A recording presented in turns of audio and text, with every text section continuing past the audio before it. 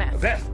Beth Smith. Okay, God, it's just such a plain... I'm trying to come up with a mnemonic device. True facts. Before we released last week's TVS video for Chilled Rick of Mort, we called Beth Pam on a couple of occasions. It's hilarious the show thinks Janet's name is forgettable too. I am so sorry. Oh God, starts.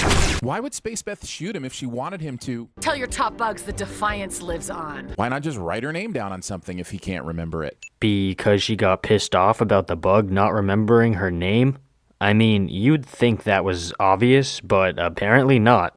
Congratulations to your government, business, or terror cell on its acquisition of the NX-5 planet remover by Zamazax in partnership with Wrangler Jeans.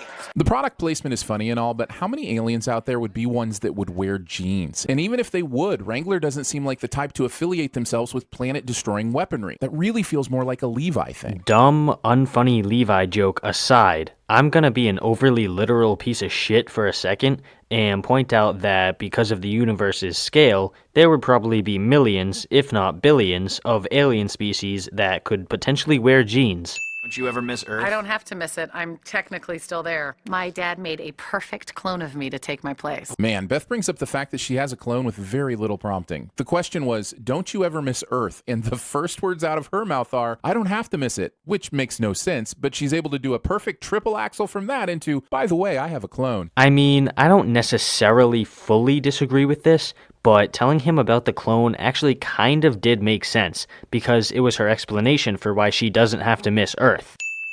Okay, have fun, pumpkins! Wait, what does supposedly clone Beth have in her neck that allows her to imitate Rick perfectly? She doesn't even have a tracker in there anymore. Not that it matters. Is this how perfect impressions are possible? Stick a finger in your neck? Even if she had some sort of device in her throat, how does it know to imitate Rick specifically? Holy shit, the TV Sins writers are dumb. It obviously knows to imitate Rick specifically because she's holding the device up to his throat, and it presumably has something to do with the imitation.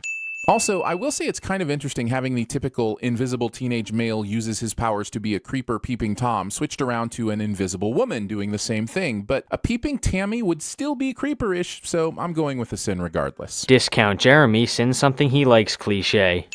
So I'll just see you at cheerleader practice. This will only be the second time Morty has used an invention to spy on girls in the locker room in the last 3 episodes. I honestly don't know why you're sinning Morty's literal character. I mean, this is just what he does. He's a creepy teenager. That's his character. How do you like that, bitch? I liked it more than my old belt. You mean your old belt that conveniently had a similar blue circle on the buckle, just like the invisibility belt did? See, these sins about things being convenient are really stupid sometimes. Like, why is it so unrealistic that both belts would have blue circles on the buckles? Next, you're gonna tell me that it's unrealistically convenient that Morty's grandfather is a super genius, cause if he wasn't, then Morty would have died by now. These sins are just dumb.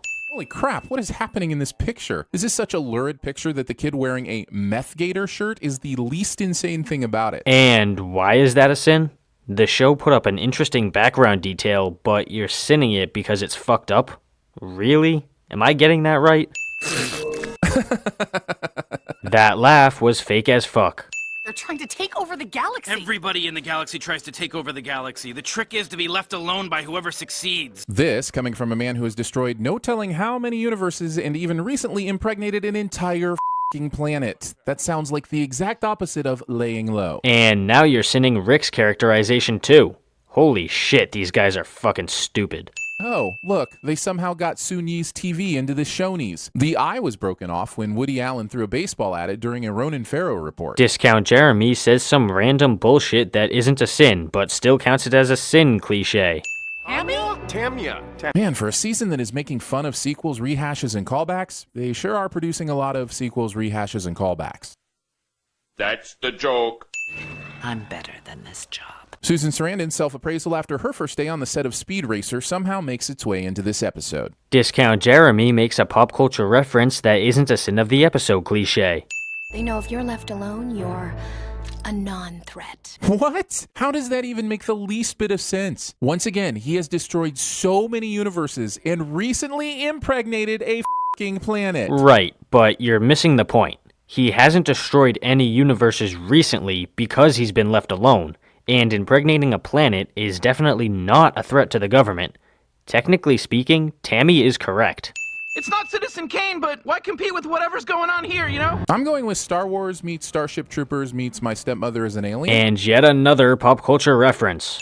Guess the galaxy's most wanted mammal needs her daddy to come change her diaper. Come on, kids, we have to go do a piece of shit Star Wars. Which, they dropped the ball on the title of this episode. Rickturn of the Jerri? Okay, but shouldn't it have been a play on Attack of the Clones? Actually, no, the title is good the way it is, cause if you think about it, this episode is a knockoff of Star Wars with the Death Star, and the Death Star was not in Attack of the Clones, while it was in Return of the Jedi.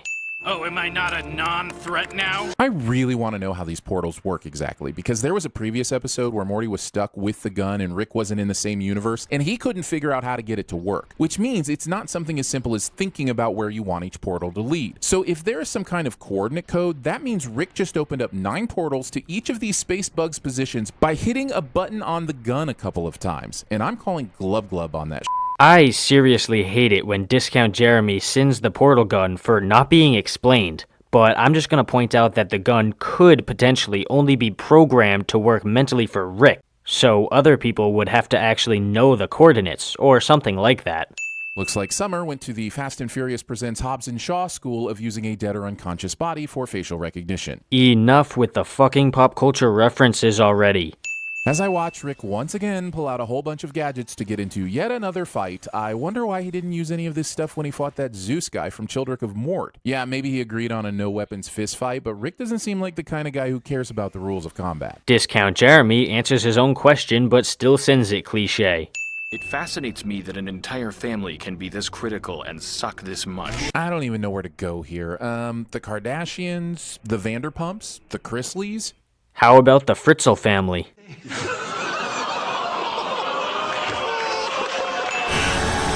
Oh, come on. Phoenix Person has a super obvious on-off switch on his back? That's the joke. Remember, Clone Beth is just a cartoon. Remember, Clone Beth is just a cartoon. Discount Jeremy says boner.